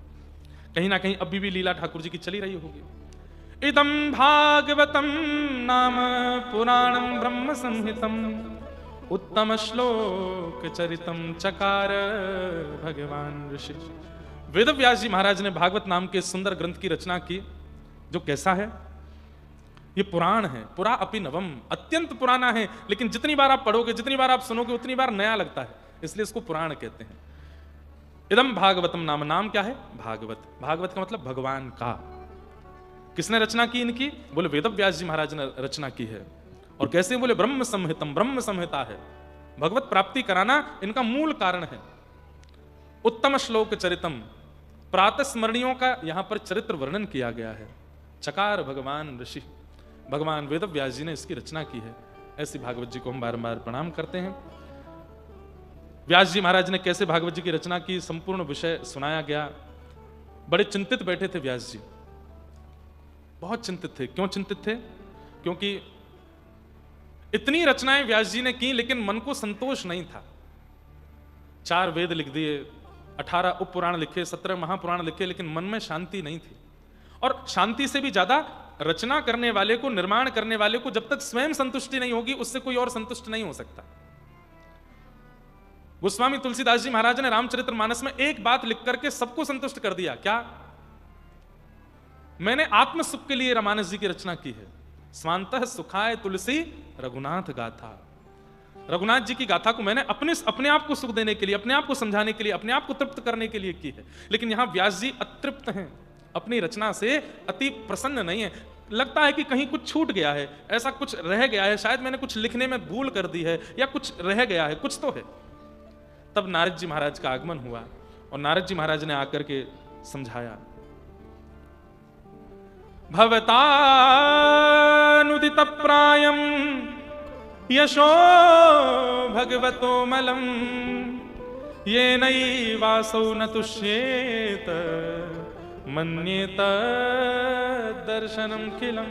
बहुत ध्यान से सुनिए, केवल व्यास जी के लिए बात नहीं है, हम सबके लिए भी। जो भी असंतुष्ट हैं अपनी क्रिया से, अपने व्यवहार से, विचार से, कर्म से, भजन से भी, उन सबको यह बात सुननी चाहिए। असंतुष्टि का मूल कारण क्या है? तब यहां कहते हैं ठाकुर जी से कहीं ना कहीं, या अपने कर्म से, व्यवहार से आप कहीं ना कहीं प्रेम भाव से शून्य हैं, इसलिए असंतुष्ट हैं। यदि प्रेम परिपूर्ण होगा तो आप असंतुष्ट नहीं रह सकते। बहुत बड़ा घर बना लिया, बहुत सारी गाड़ियां ले ली, खूब सारा व्यवहार विस्तार कर दिया, लेकिन फिर भी असंतुष्ट हैं। कुछ रह गया है, कुछ खो गया है, कुछ छूट गया है, ऐसा मन में लगता रहता है। इसका मतलब क्या? प्रेमी नहीं हो, प्रेम की कमी है। व्यास जी को भी आकर के नारद जी ने यही बात समझाई कि हे व्यास जी, आपने जितने भी ग्रंथों का निर्माण किया है उनमें धर्म है, अर्थ है, काम है, मोक्ष है, सबके बारे में आपने लिखा है। चतुर्विध पुरुषार्थों का आपने वर्णन किया है, लेकिन पंचम पुरुषार्थ को आपने छोड़ दिया। पंचम पुरुषार्थ क्या है? प्रेम। ध्यान से सुनिएगा, आपके द्वारा रचना की गई भावनाओं से धर्म प्रकट हो जाएगा, अर्थ प्रकट हो जाएगा, कामनाओं की पूर्ति हो जाएगी, मोक्ष प्राप्त हो जाएगा। लेकिन पंचम पुरुषार्थ प्रेम, और उस प्रेम से मिलने वाले श्याम सुंदर नहीं मिल पाएंगे, इसलिए आपका मन असंतुष्ट है। व्यास जी, ऐसी रचना करो जिस रचना के बाद में ठाकुर जी की प्राप्ति का मार्ग प्रशस्त हो, ठाकुर जी से प्रेम होना प्रारंभ हो। अच्छा, एक बात कहूं, धर्म, अर्थ, काम और मोक्ष, इन चारों में ही हम लोग घूमते रहते हैं। कोई व्यक्ति धर्म का पालन कर रहा है, कोई अर्थ के पीछे भाग रहा है, कोई कामनाओं की पूर्ति में लगा है, और कोई केवल मोक्ष चाहता है, कैसे भी मुक्ति मिले। लेकिन पंचम पुरुषार्थ का व्यक्ति जब आदी हो जाता है, प्रेम, तब ना तो उसको धर्म का भान रहता है, ना अर्थ का, ना काम का, ना मोक्ष का। और ये पंचम पुरुषार्थ की प्रेमी, इस पंचम पुरुषार्थ प्रेम की भूमि है वृंदावन, राजधानी है, राजधानी है वृंदावन। यहां धर्म, अर्थ, काम, मोक्ष चारों नहीं दिखेंगे आपको। आप कहोगे कैसे? अब बात आती धर्म की। धर्म में कई बातें वर्णित की गई हैं। प्रातःकाल ब्रह्म मुहूर्त में उठ जाना चाहिए। ब्रह्म मुहूर्त कितने बजे प्रारंभ होता है? 3:45 बजे शुरू होता है ब्रह्म मुहूर्त। ब्रह्म मुहूर्त में उठ जाना चाहिए। जिसको ब्रह्म का दर्शन करना है उसको ब्रह्म मुहूर्त में उठने का नियम ले लेना चाहिए, ऐसी शास्त्राज्ञा है। लेकिन हमारे वृंदावन के बिहारी जी उठते हैं 7:30-8 बजे। क्यों? लाला है नेक 100 अभी ना उठेगो, आराम से उठेगो। तो कहीं ना कहीं प्रेम की आड़ में धर्म सूक्ष्म हो जाता है। ठाकुर जी को गाल पे गुलाल लगाते हैं, ठाकुर जी को लाली का भेष धारण करा देते हैं, सखी बना देते हैं। कहां तक कहें, हमारे ब्रज में गारी देते हैं ठाकुर जी को, गारी सुना करके ठाकुर जी की मंगला करते हैं। क्यों? प्रेम के आगे धर्म सूक्ष्म हो गया। अब आती अर्थ की बात। अर्थ की बात, अर्थ माने धन है, द्रव्य है, जो भी है। व्रज में बादशाह अकबर आया और स्वामी श्री हरदास जी का दर्शन करने के लिए। अब कथा तो बहुत सुंदर है, थोड़ी विस्तार है, लेकिन थोड़ी सूक्ष्म में सुना देता हूं। तानसेन गा रहा था, बहुत अच्छा कुछ गा रहा था। एक तानसेन का बहुत अच्छा पद है मेरे पास लिखा, कल सुनाऊंगा, बहुत अच्छा पद है। तो तानसेन कुछ गा रहा था, बादशाह अकबर संग में चल रहा था एक सरोवर के किनारे। तो बादशाह ने कहा, बहुत अच्छा गाते हो तानसेन, तुम इतना अच्छा गाते हो, मैं ये घोषणा कर दूंगा कि पूरी पृथ्वी पर तानसेन से अच्छा गवैया नहीं है कोई। तो तानसेन ने उस सरोवर में अपना हाथ गीला करके बाहर निकाला, तो जैसे एक बिंदु गिरी हाथ से, तो बोले, मेरा गायन इस बिंदु के समान है। मेरे आचार्य गुरुदेव अनन्य निपति श्री स्वामी हरदास जी महाराज तो इस सरोवर के समान गाते हैं। मेरा गायन तो बिंदु के समान है, इस अथाह समुद्र सागर सरोवर के समान तो मेरे गुरुदेव गाते हैं, स्वामी श्री हरदास जी। अरे नहीं, तुम ऐसे ही बड़ा चढ़ा करके अपने गुरु की प्रशंसा कर रहे हो, मैं जानता हूं। तानसेन बोले, नहीं भगवान, अभी आपने उनको सुना नहीं है, इसलिए आपको पता नहीं, तो मुझे सुनाओ। बोले, आप जैसे बादशाहों को नहीं सुनाते, और आप चले भी गए तो कहो तो मौन हो जाएं। अकबर बोला, नहीं, अब तो मुझे सुनना है। तुमने बोल करके मेरे भीतर उनको सुनने की इच्छा प्रकट कर दी, अब तो मुझे सुनना है। अब तो अकबर पे एक ही काम, तानसेन को मुझे अपने वहां गुरुदेव के पास, स्वामी जी के पास लेके चलो, उनको गायन सुनना है। तो तानसेन ने कहा, भगवान ले तो मैं जाऊंगा, लेकिन उनके कुछ नियम है। बोले, क्या? एक तो आप बादशाह बन करके गए तो वो नहीं सुनाएंगे। तो बोले, मैं मुकुट उकुट उतार देता हूं। नहीं, आप अकबर बन के जाएंगे ही नहीं, आपको अपना रूप बदलना पड़ेगा। तो बोले, क्या बनूं? बोले, दास बन के चलो। किसका? बोले, मेरा। तानसेन, अकबर बोले, तुम्हारा दास बन के चलूं मैं? भगवान कोई ऐसी बात, या तो गुरु जी को सुनने की जिद मत कीजिए, सुनना है तो ये करना पड़ेगा। क्या करना पड़ेगा? बोले, मैं जिस तंबूरा को लेके गाता हूं उसको पकड़ने वाला बन के चलो मेरे साथ, तो मेरे गुरु जी को सुना देंगे। अकबर बोले, ठीक है। अकबर इतना रिजवार, सुनने का इतना आदि, बिल्कुल सामान्य से वस्त्र पहन लिए, जैसे सेवकों के होते हैं वैसे सेवक बन गया, और हुजूर हुजूर करता हुआ ऐसे तानपुरा लेकर के तानसेन के पीछे चले। वृंदावन आने के बाद तानसेन ने कहा, अब अच्छे से नाटक कीजिएगा, मैं डांट फटकार भी दूं तो बुरा नहीं मानिएगा, कहीं पता चली दिल्ली जाके मुझे सूली पर चढ़ा दो। नहीं नहीं नहीं। तानसेन आए तो तानसेन उस समय के सबसे बड़े गवैया, पूरे वृंदावन में हल्ला हो गया। पीछे अकबर चल रहा है लेकर के, बीच बीच में तानसेन डांट दे, ढंग से चलो। जी हुजूर, गिर जाएगा, क्या कहूंगा फिर मैं? तो चलने लगे साथ में, बढ़िया पहुंचे निधिवन राज में। स्वामी श्री हरदास जी महाराज विराज रहे हैं, कुंज बिहारी लाल जी बैठे हैं, उनके सामने कभी कभी राग सेवा स्वामी जी करते हैं। तानसेन आया, आकर के दंडवत प्रणाम किया। अकबर पहले देखने लगा, तानसेन बोले, क्या खड़ा है डंडे की तरह, लेटो प्रणाम करो। अकबर ने भी दंडवत प्रणाम किया, जय हो। बैठे, तानसेन को देख करके स्वामी जी बोले, कुछ सुनाओ, बहुत दिन बाद आए हो, सेवा करो ठाकुर जी की, चलो सुनाओ। तो तानसेन गा रहा है, अकबर स्वर दे रहा है, गाते गाते गाते गाते गाते। अच्छा, अकबर एक बात और समझा के आया था, क्या? आपकी एक बहुत बुरी आदत है। बोले, क्या? अच्छा स्वर सुनते ही, अच्छा गायन सुनते ही आप करने लगते हो वाह वाह वाह। आपकी दरबार नहीं है वो, अगर स्वामी जी कुछ गा भी दें तो वाह वाह मत करना, नहीं तो आह आह करते जाओगे दिल्ली तक। अकबर बोला, नहीं करूंगा। तानसेन गा रहे थे, गाते गाते, अब देखिए शिष्य का शिष्यत्व देखिए, गुरुदेव से सीधे नहीं कह रहे हैं कि गुरुदेव कुछ सुना दो। तानसेन ने गाते हुए अपने गायन में कुछ गलती की, ताकि उस गलती को स्वामी जी सुधारेंगे तो कुछ गाएंगे तो ये भी सुन लेगा थोड़ा सा। सीधे नहीं कहूंगा कि गुरु जी को सुना दो, ये शिष्य का शिष्यत्व नहीं कि गुरु को आज्ञा करे, निवेदन करे ना, कुछ नहीं, गुरु की इच्छा है। तानसेन ने गाते गाते गाते कुछ गलती की, तो स्वामी जी की भ्रगुटी थोड़ी सी, क्या कर रहे हो? गुरुदेव, बहुत दिन से रियाज हुआ नहीं, ठीक से गाओ, आप सुधार दीजिए ना। अब निवेदन किया, आप सुधार दीजिए। स्वामी जी ऐसे, सुनना चाहते हो, सब समझता हूं मैं, ये राग तुमने बहुत बार गाया है, कभी इसमें गलती नहीं करते, सुनना चाहते, चलो सुनाते। और वीणा लेकर के जैसे ही स्वामी जी बैठे, ललिता जी हैं वे, श्री ललिता के अवतार हैं, जैसे ही स्वामी जी ने स्वर छेड़ा है, आहा, खूब तेज धूप निकली थी, अचानक से बादल आ गए, पूरा वातावरण स्वर्णिम हो गया। स्वामी जी का एक अलाप प्रकट होते ही पूरी व्रज की जो रज है वो झंकृत होने लगी, सारे पेड़ पौधे सब नरम को होने, जैसे ठाकुर जी की वंशी बजती है वैसे स्वामी जी का स्वर प्रकट हो रहा है। श्री बिहारी जी के मुखमंडल पर मधुर मुस्कान आ रही है, सुनने वाले सब निहाल हो रहे हैं। अरे कहां तक कहें, स्वामी जी का स्वर ऐसा है कि अगर कोई कुपात्र भी आ जाए, कोई अभक्त भी आ जाए, स्वामी जी का स्वर सुन के नेत्रों से नीर बहने लगते थे। स्वामी जी ने ऐसा स्वर छेड़ा, ऐसा स्वर छेड़ा, पीछे बैठा हुआ अकबर मंत्रमुग्ध हो गया और मंत्रमुग्ध होकर झूमने लगा। झूमते झूमते झूमते निकली वाह वाह वाह, और जैसे ही वाह वाह करी है, तानसेन ने सीधे कान पकड़ करके मरोड़ा, ए क्या करता है? स्वामी जी हरदास जी के नेत्र खुले, कौन है ये, कौन है? स्वामी जी सेवक है। नहीं, इसके वाह बोलने में जो शब्द प्रकट हो रहा है, जो स्वर प्रकट हो रहा है, उससे प्रतीत होता है कि ये कोई बादशाह है, ये कोई राजा है। ऐसे वाह सेवक नहीं बोलता है, ऐसे वाह वही बोलता है जो अपने महलों में बैठ करके और सुनता रहता है दिन रात। कौन है ये? तानसेन ने तुरंत प्रणाम किया, बोले हिंदुस्तान के बादशाह अकबर। स्वामी जी पहले तो हंसे, तंबूरा लेके आया है, तंबूरा बजा रहा है, चलो अच्छा है। वैसे तो मैं बहुत क्रोध में आ गया था, लेकिन इसकी ये दीनता देख करके मुझे अच्छा लगा। अब तो बादशाह ने तंबूरा मूरा साइड में रखा, अब तो पता चल गई सबको, बैठा है। स्वामी जी मैं आपसे बहुत प्रसन्न हूं, आज्ञा कीजिए, मुझे कुछ सेवा दीजिए, मैं सेवा करना चाहता हूं। आपको सुना है आज मैंने कुछ दिन। स्वामी जी बोले कुछ मत दो, तुम यहां रहोगे बहुत भीड़ लग जाएगी, वृंदावन में भीड़ हो जाएगी, ठाकुर जी के रस में भंग होगा, तुम दिल्ली चले जाओ, यही दे दो, जाओ लौट के। नहीं नहीं मैं चला तो जाऊंगा, पर कुछ तो बताइए। स्वामी जी ने बहुत देर तक मना किया, तो अकबर अपने तहखानों का वर्णन करने लगा। ऐसी ऐसी मणियां मेरे पास हैं, ऐसे ऐसे रत्न मेरे पास हैं, आप कह देंगे तो मैं आपकी ये निधिवन पूरा ये मिट्टी का है, इसमें पूरे मणि रखवा देता हूं, इसमें वृक्षों पर मैं हीरे टंगवा देता हूं, ये करो। अब तो अपने गुण का गान करने लगा।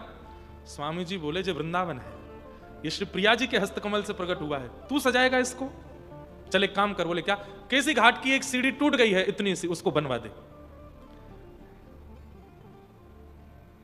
अकबर तानसेन से बोला मेरे औहदे की सेवा नहीं दे रहे, मैं सिड्डी के टुकड़े बनवाऊंगा? तो बोले जितना दे रहे हैं उतना स्वीकार कर लो, नहीं तो वृंदावन में प्रवेश वर्जित हो जाएगा। और ये वृंदावन के साधु महात्मा रसिक संत जन हैं, ये भ्रगुटी टेढ़ी करके देखते हैं तो पुरुषों को स्त्री बना देते हैं। देव आदिदेव महादेव भी गोपी बन के रहते हैं यहाँ पे। अगर चाहिए कि बादशाही बने रहो तो जितनी सेवा दे रहा हूं उतनी स्वीकार करो, जो आज्ञा। मैं जाता हूं केसी घाट देख के आता हूं और मैं बनवाता हूं। कहते हैं जैसे ही अकबर बैठा है, अब दो बातें यहां आती हैं। पहली बात तो यह आती है कि अकबर ने अपने आधे से ज्यादा तहखानों का रत्न लगा दिए, लेकिन उस सीढ़ी के कोने को नहीं बन पाया, उस सीढ़ी के कोने को पूर्ण नहीं कर पाया।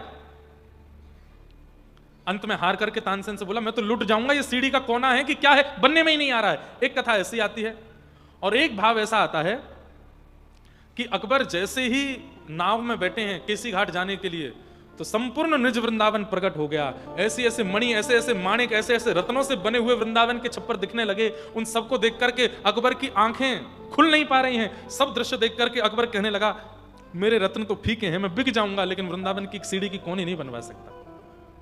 और अकबर अंत तो गत्वा स्वामी जी के सामने कान पकड़ के बोला क्षमा करें, मैं ये सेवा करने में असक्षम हूं। तो फिर स्वामी जी ने उसको दूसरी आज्ञा दी। बोले क्या? अब तुम जाओ, दिल्ली जाओ, बार बार मत आया करो वृंदावन, और वहां रह करके व्रज में भजन करने वाले रसिकों को कभी पीड़ा ना हो, यहाँ के बानर जीव जन्य सब आनंद में रहें, इनके लिए सेवा करते रहा करो, बस यही हमारी आज्ञा है। फिर उसने अंतिम बार कहा स्वामी जी आपके पुनः बोले बिल्कुल मत आना, यहां नहीं आना। बोले आपके दर्शन की अभिलाषा। तो अकबर ने स्वामी जी का चित्र बनवाया, जो स्वामी हरदास जी का चित्र पूरे विश्व को प्राप्त है, ये अकबर ने बनवाया अपने लिए। और अकबर स्वामी जी का चित्र बनवा करके लेकर के गया, जहां वो नित्य नमाज आदि करता था, वहां स्वामी जी का चित्र लगा रखा था, रोज स्वामी जी का दर्शन करता था। भक्तिमती मीराबाई का चित्र, गोस्वामी तुलसीदास जी का, ऐसे 5-6 भक्तों के चित्र अकबर के पास थे। तो मैं किस लिए कह रहा हूं, धर्म अर्थ काम मोक्ष, ये चारों वृंदावन में इनकी कोई महिमा नहीं है, क्योंकि यहां प्रेम की महिमा है। प्रेम में धर्म सूक्ष्म हो जाता है। मंगला में वैसे सब जगह मंगला होती है, राधा वल्लभ जी की मंगला, राधा पर हमें बिहारी जी की मंगला नहीं होती। 7-8 बजे उठते हैं ठाकुर जी, क्यों? लाला है। धर्म प्रधान नहीं है, भाव प्रधान। आरती होगी, घंटी नहीं बजेगी, लाला है, छोटा सा डर जाएगा। गारी देंगे ठाकुर जी को भाव सुनाएंगे, अभी और कहीं नहीं हो सकता। द्वारिका में जाके द्वारिकाधीश को गारी देने लगे तो वहां के पंडा पुजारी इतना मारेंगे, लेकिन वृंदावन में मुकुट धर सांवरे रे लाला दोए बापन के जाए। अरे लाला तुम्हारे 2 पिताजी, एक द्वारिका में बसे रे लाला, दूजे गोकुल राय, बहन सुभद्रा आपकी रे लाला, गई अर्जुन संग भाग। ऐसे गारी देते हैं हमारे ब्रज में। खा जाऊं तेरो गाल बड़ो मीठो, खा जाऊं तेरो, एक गाल में लड़ुआ पेड़ा प्यारे, दूजे गाल में गुड़ सूखो, खा जाऊं तेरो। अरे रसिया को नार बनाओ री रस, ओ या है यशोदा के निकट न चाओ री, या है यशोदा के न चाहो हो रसिया को नार। बनाओ री रसिया को। अब परमात्मा से ऐसी बात कर सकते हैं और कहीं नहीं कर सकते, केवल वृंदावन में कर सकते हैं। क्यों? क्योंकि वृंदावन प्रेम प्रधान है, इसलिए ठाकुर जी से हर तरीके की बात होती है। राधा रमन लाल जी को गर्मी में देखवे जाओ, नेक सीसी बस एक कॉपीन पहन करके घूमते हैं। विश्व के परमात्मा कॉपीन पहन के रहते हैं। अरे सब जगह तो ये अद्भुत श्रृंगार ऊपर से नीचे तक एक अंग नहीं दिख सकता, राधा रमन लाल जी कॉपीन पहन के घूम रहे हैं। आज हरि देखे नंगम नंगा, मोतिन माल गले उर साजे, छवि के उठत तरंगा। क्यों? प्रेम प्रधान। तो धर्म गौड़ हो गया, प्रेम प्रधान हो गया। अर्थ संपत्ति अर्थ धन सब गौड़ हो गया, प्रेम प्रधान हो गया। अकबर बैठा रह गया, कुछ नहीं कर पाया वृंदावन में, क्योंकि ये प्रेम प्रधान।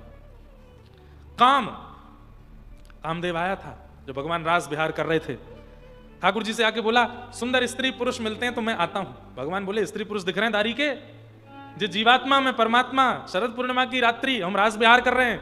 कामदेव बोला मैं तो आऊंगा। बोले आजा।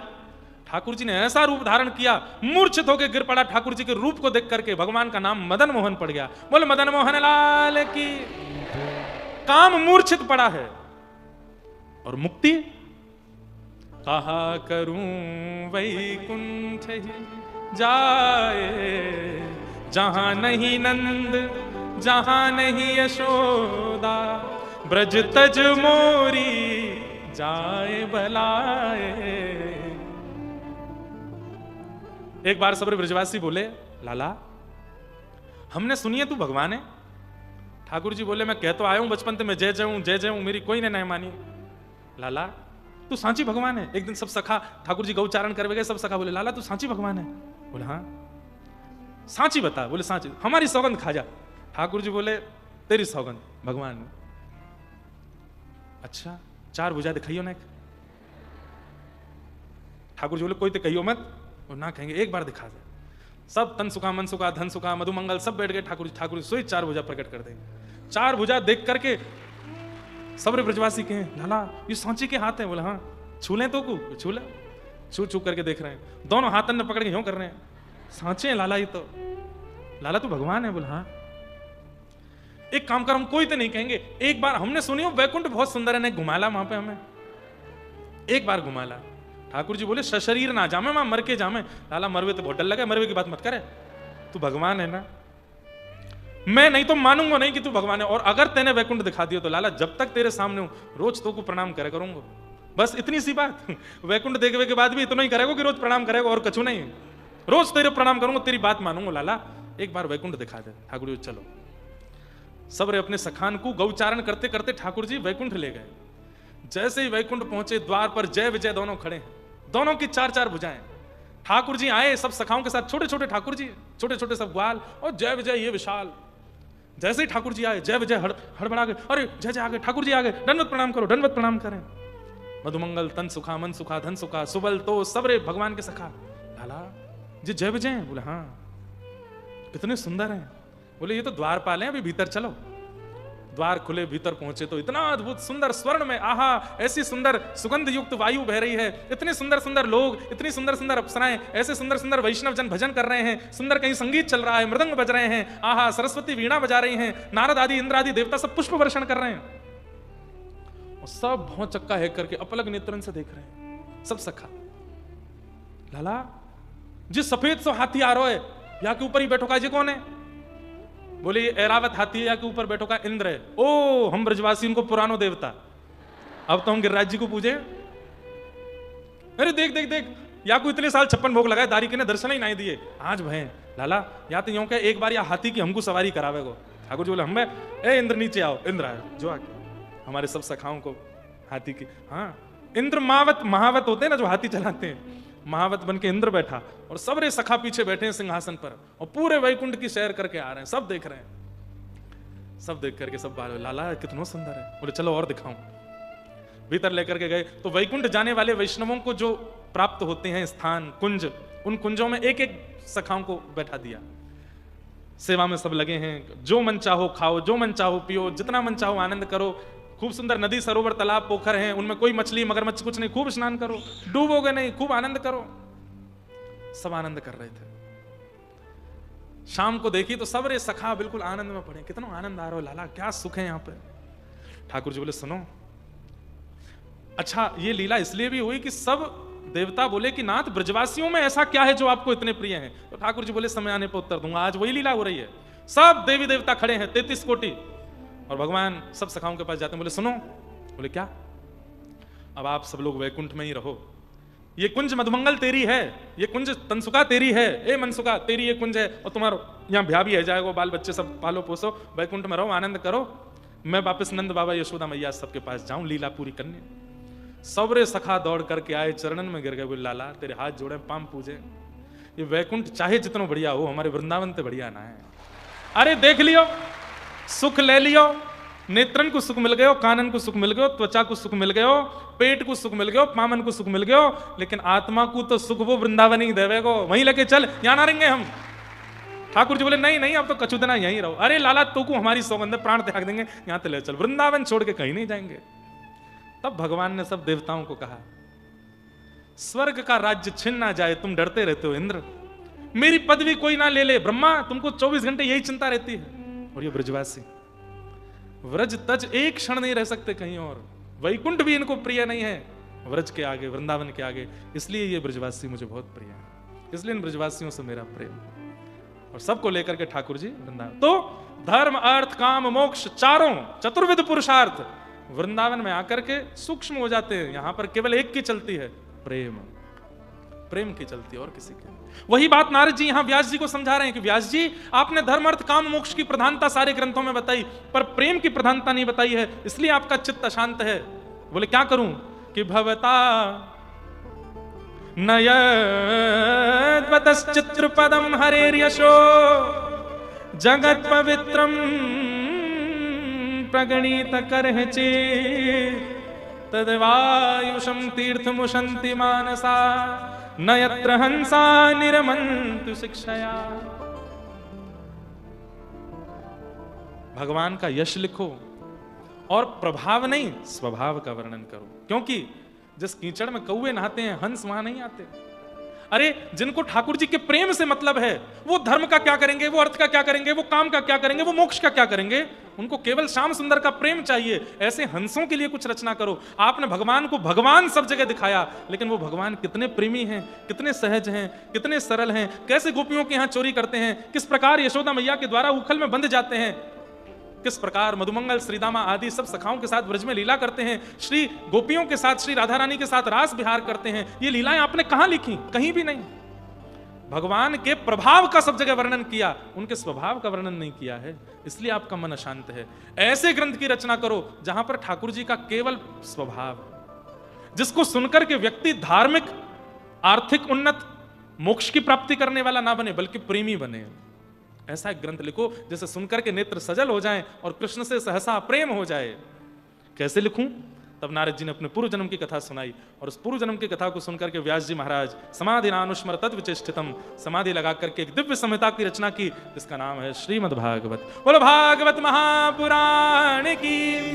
भागवत की रचना होते ही व्यास जी का मन इतना शांत हो गया, अपनी कलम को बहा दिया सरस्वती नदी में। ब्रह्म नद्याम सरस्वत्याम, सरस्वती नदी के तट माना गांव, बद्रीनाथ से ऊपर, वहां भागवत जी की रचना हुई। बोले अब कुछ लिखना शेष नहीं, अब मैं पायो परम विश्राम, अब मुझे शांति है। हमारे व्रज के रसिकों ने भी यही कहा है कि जितना हो सके भागवत जी का आश्रय लो, क्योंकि भागवत जी के आश्रय से ही प्रेम पुष्ट होगा, वैराग्य पुष्ट होगा, भक्ति पुष्ट होगी, नाम पुष्ट होगा। प्रथम सुने भागवत भक्त मुग भगवत, श्री स्वामी श्री हरदास जी का वचन है, प्रथम सुने भागवत, पहले भागवत सुनो। ऐसी भागवत की रचना हुई। वेद व्यास जी महाराज ने इन्हीं भागवत को अपने योग्य पात्र और पुत्र श्री सुखदेव जी को प्रदान किया। सुखदेव जी ने यही कथा परीक्षित जी को सुनाई, तब प्रश्न हुआ परीक्षित कौन है, इनके विषय में हमें थोड़े बताइए। तब कहा कि इनके विषय में कल बताएंगे 10:30 बजे सुबह। आगे का प्रसंग, अब कल नंदोत्सव भी है कथा में, ठाकुर जी का मधुर प्रसंग भी होगा, खूब सुंदर कल आनंद यहाँ उत्सव मनाया जाएगा। सुबह के सत्र में जन्मोत्सव ठाकुर जी का कथा में मनाया जाएगा। कल कथा थोड़ी और विलंब तक चलेगी और संध्या में लाल जी के उत्सव आज 5:30 बजे से हैं।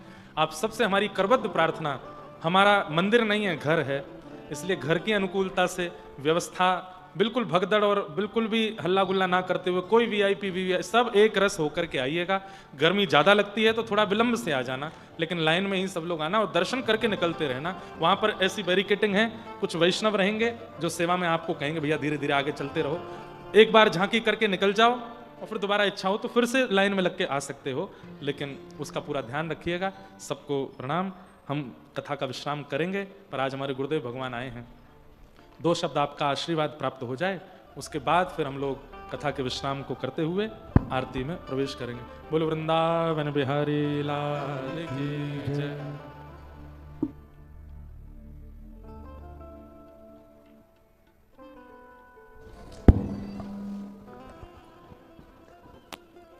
बोलिए बांके बिहारी लाल की। दुबले पतले तो नहीं दिख रहे हैं, लेकिन जयकार में लेकिन दबे दबे से हैं। बोलिए बांके बिहारी लाल की, गिरधर भगवान की, सदगुरुदेव भगवान की, व्यास जी महाराज की जय जय श्री राम। भगवान बांके बिहारी राधा रमण राधा वल्लभ श्री बालकृष्ण प्रभु के चरणों में कोटि कोटि वंदन। विराजमान व्यासपीठ में व्यास स्वरूप हमारे ब्रज के लाडले संतों के प्यारे, अब तो अंतर्राष्ट्रीय मंच पर वृंदावन के भक्ति भाव को पहुंचाने वाले ऐसे व्यास जी को सादर नमन। आप सभी को जय श्री राधे, जय श्री कृष्ण।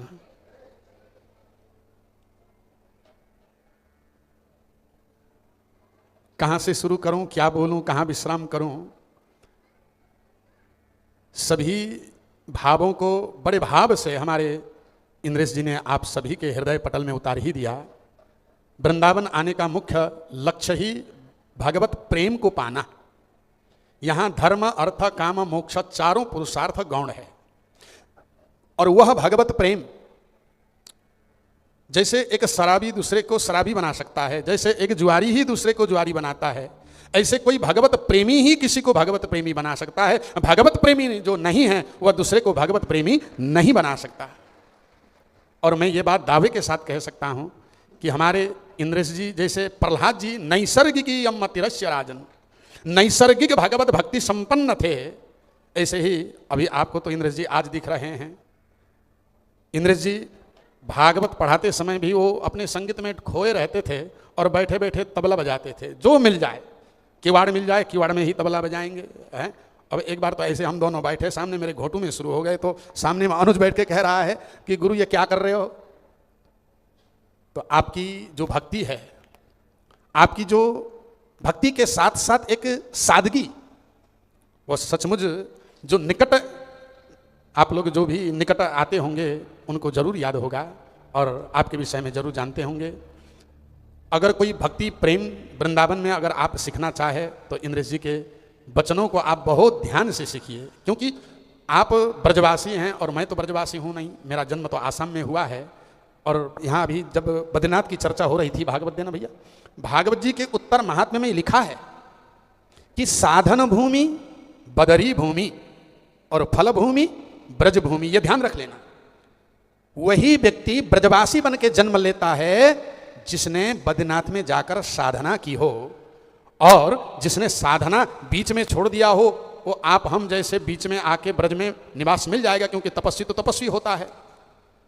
और जो पूर्ण तपस्वी होते हैं, ये भागवत का जो उत्तर महात्म्य है, उत्तर महात्म्य में ये दूसरा अध्याय है, 22 श्लोक और 23 श्लोक में है, साधन भूमि बदरी ब्रजता कृष्णे न मंत्रिणे, और उसके नीचे पंक्ति में है फल भूमि ब्रज भूमि। तो बंधुओं, सबसे पहले आप लोग सौभाग्यशाली इसलिए हैं कि आपने भी कहीं न कहीं जाकर बद्रीनाथ में थोड़ा बहुत भी भजन किया होगा, तब जाके ब्रज में आने का आपको सौभाग्य मिला है। और आप हमसे ज्यादा पुण्यात्मा इसलिए है, भजनानंद इसलिए है क्योंकि आपने ब्रज में ही जन्म लिया है। और आप हमें गुरुजी कहते हैं तो कई बार हमें खुद ही नहीं लगता है कि हम कब के गुरुजी बन गए, लेकिन जिसको ब्रजवासी का प्रेम मिला वह गुरुजी भी बन जाता है और भगवान का प्रेमी भी बन जाता है। और आप सभी इंद्रेश जी से प्रेम करते हैं कि इंद्रेश जी आपको प्रेम करते हैं, ये समझना थोड़ा सा मुश्किल पड़ जाएगा। जैसे मणिना बलयम बलये न मणि, मणिना बलये न विभाति कर, शशिना च निशा निशया च शशि, शशिना निशया च विभाति नभ। जैसे हाथ का शोभा कंगन से है कि कंगन की शोभा हाथ में है, ये दोनों आप नहीं अंतर समझ पाओगे, क्योंकि बिना हाथ का कंगन का क्या अस्तित्व है और बिना कंगन का हाथ का कोई शोभा नहीं है। ठीक उसी प्रकार शशिना च निशा निशया च शशि, शशिना निशया च विभाति नभा। जिस प्रकार चंद्रमा की शोभा रात्रि चंद्रमा में भी है, ठीक उसी प्रकार आप सभी की शोभा इंद्रेश जी से है, इंद्रेश जी की शोभा आप जैसे प्रेमी भक्तों से है। तो मैं ज़्यादा कुछ न कहते हुए आप सभी से इतना ही निवेदन करूंगा, अगर आप भगवत प्रेम को पाना चाहते हैं तो जहाँ जहाँ आपकी कथा हो रही होती है वहाँ वहाँ जरूर पहुँचिए। कल परसों एक वीडियो वायरल हो रहा था, हमारे इंद्रेश जी कह रहे थे कि आजकल तो सुबह उठ के यही डर लग जाता है कि आज न जाने कौन सा क्या जो है कह के लोग ट्रोल करने लग जाते हैं। लेकिन केवल आपको ही नहीं, मैं आप सभी से भी यही बताऊंगा कि चलते हुए कभी न कभी एक्सीडेंट, चाहे आप गलती करो चाहे ना करो, गच्छत स्खलनम वापि भवत्येव प्रमादता हसंती दुर्जनास्तत्र समाधयति साधव। जो दुर्जन होता है ना, चलते फिरते कहीं एक्सीडेंट हो गए, गिर गए, तो दुर्जन होगा तो दूर से हंसेगा, सज्जन होगा तो उसको समाधान करेगा। तो इसलिए किसी को भी जीवन जीते समय कहीं भूल चूक में कोई ट्रोल भी करने लगे तो आप चिंता को मत करना, क्योंकि जो ट्रोल करते हैं वो दुर्जन होते हैं और जो समाधान करते हैं वो सज्जन होते हैं। इसलिए आप लोग हमेशा हमेशा अपने जीवन में भी समाधान का ही जीवन जिएं। बस इस मन को यही कहते रहिए। एक पंक्ति गाने का मन हो रहा है, सत्संग वाली नगरी चल रे मना, इसी नगरी में प्रेम की गंगा, इसी नगरी में प्रेम की गंगा, जो भी नहाए हो जाए चंगा, मल मल के हो निर्मल रे मना, सत्संग वाली नगरी चल रे मना। चल रे पथिक सुबह कर्म कमाले, इसी अवसर से लाभ उठा ले, देर न कर एक पल रे मना, सत्संग वाली नगरी चल रे मना। इन्हीं शब्दों के साथ आप सभी को बहुत बहुत आशीर्वाद और बहुत बहुत धन्यवाद। बार बार कथा में से आपको इंद्र जी यही बता रहे हैं कि बैंक खोलो, खाता खोलो और उसमें जमा रखो, नारायणायेति समर्पयामि। जिस उद्देश्य से वृंदावन आए हैं भजन के लिए, खूब भजन करिए। और वृंदावन का अर्थ ही यही है, वृंदावनम वृंदावनम। वैसे तो वृंदावन तुलसी का वन, लेकिन वृंद यानी भक्त वृंद। यहाँ जितने भी बैठे हैं हम सभी कौन हैं? वृंद हैं, भक्त वृंद हैं। अवनम इति रक्षणम, वृंदावन में आकर किया हुआ भजन का आप कितना भी लाभ लेते रहो वो कभी खर्चा होने वाला नहीं है। लेकिन वृंदावन आए हैं तो खूब भजन करके खूब पूंजी बना के आप सभी लौटिएगा। सभी को जय श्री राधे, जय श्री कृष्ण। बोलो वृंदावन बिहारी लाल की जय। बड़ी कृपा गुरुदेव की, आपने खूब कृपा करके आज आगमन आपका हुआ। आप सुंदर भाव आपके हमने सबने सुने। एक दो प्रश्न पत्र आए हैं। एक कल प्रश्न पत्र आया था, उनका ऐसा कहना है कि वे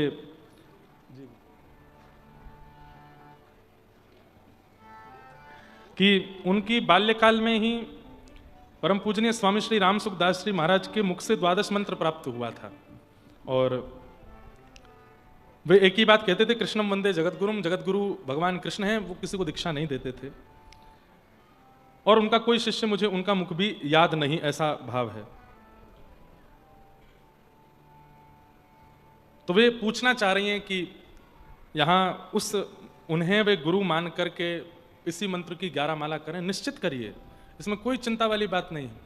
और स्वामी श्री राम सुखदास जी के मुख से 12 अक्षर मंत्र प्राप्त होना मतलब साक्षात भगवान के मुख से प्राप्त हो गया है। ऐसे महान आचार्य स्वामी श्री राम सुखदास जी महाराज हुए। तो आप बिल्कुल निश्चिंत होकर के उसका जप करें। एक किन्हीं का भाव है, ये अनेक शिष्यों का भाव है। तो सब सुन लो, मैं जितनी बार आपकी कथा में आया हूं उतनी बार झूठ बोलकर आया हूं। यहां तक गुरु दीक्षा लेने भी झूठ बोल करके ही आया था। घर पर यह बात पता ना होने के कारण की दीक्षा हो चुकी है, मुझे प्याज लहसुन खाना पड़ता है, क्या करूं? नाटक करो, किसी दिन खाते खाते गिर जाओ, बोले डॉक्टर ने कहा है एलर्जी होती है इससे। अरे किसी को भिंडी से एलर्जी होती है, किसी को तोरई से होती है, किसी को बैगन, हमारे साथ एक पंडित जी रहते हैं उनको धनिया से एलर्जी है। सोचो, प्याज लहसुन से एलर्जी नहीं होती।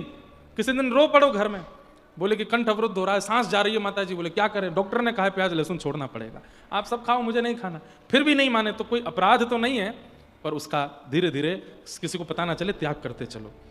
एक शिष्य होने के नाते आपके पास से देखने और चरण स्पर्श करने का मन होता है, लेकिन हर बार मन मारना पड़ता है, क्या इसका कोई समाधान है?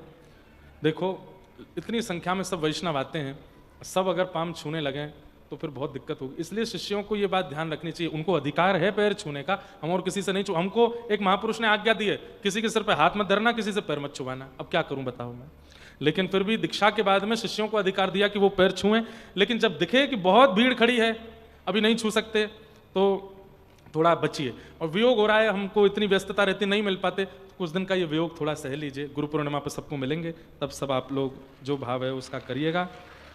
फिर एक और बड़ा बहुत लंबा पत्र में तो पढ़ ही नहीं पाया इसको। एक पत्र में है कि हम अमेरिका से आए, आपकी कथा सुनने, भीष्म स्तुति सुननी है, कल सुनाऊंगा। दूसरा है कि भगवान कितने बड़े हम मंदिर में रख सकते हैं, दो अंगुल से छोटे होने चाहिए, ताकि सेवा आपसे निपुणता से बन सके। उससे बड़े ठाकुर जी रखते हैं तो फिर प्राण प्रतिष्ठा करवानी पड़ती है। एक बड़ा पत्र है, इसको मैं बाद में पढ़ के कल उत्तर दूंगा।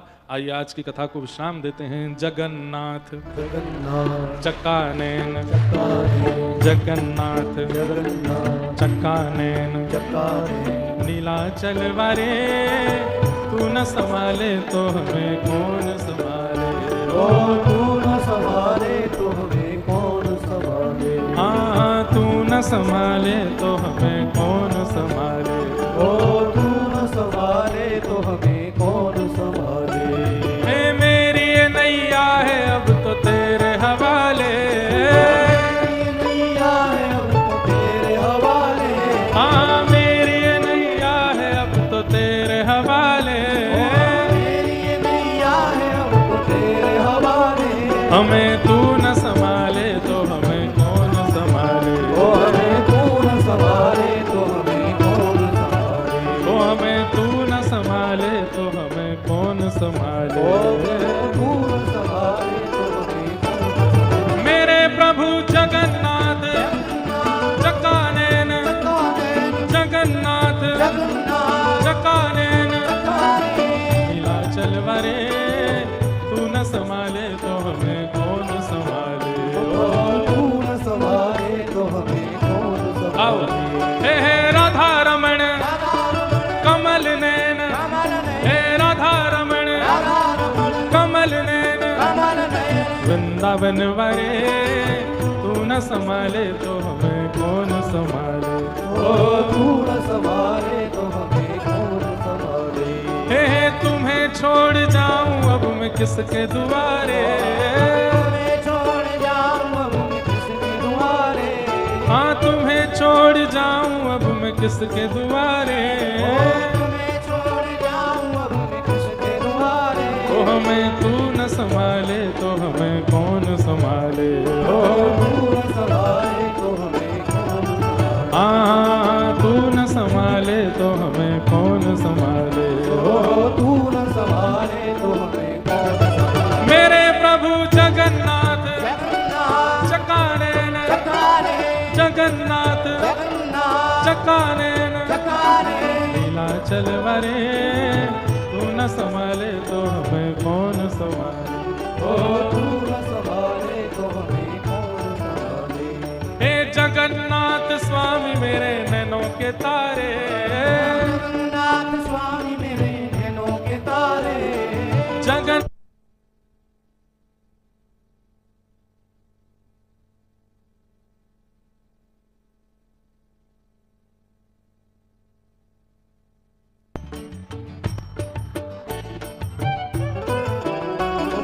तू न संभाले तो हमें कौन संभाले, तू न संभाले। ले तो हमें, हे राधा रमण कमल नैन, राधा रमण कमल नैन, सावन वरे, तू न संभाले तो हमें कौन संभाले हो।